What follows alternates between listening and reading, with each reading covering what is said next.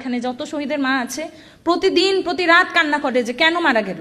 এখন তো একটাই প্রশ্ন, মানে রাগ লাগে যে কেন গেল আমার ভাইটা।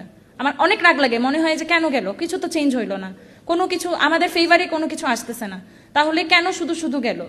দেশ যদি চেঞ্জ না হয়, যদি আমাদের যেই জুলাই সনদটা বাস্তবায়ন না হয়, তাহলে আমার মনে হয় যে আমাদের সকল শহীদ পরিবারের সাথে বেমানি করা হবে, শহীদের রক্তের সাথে বেমানি করা হবে, আহতদের সাথে বেমানি করা হবে, সারা বাংলাদেশের সাথে বেমানি করা হবে। এখানে যত শহীদের মা আছে প্রতিদিন প্রতি রাত কান্না করে যে কেন মারা গেল।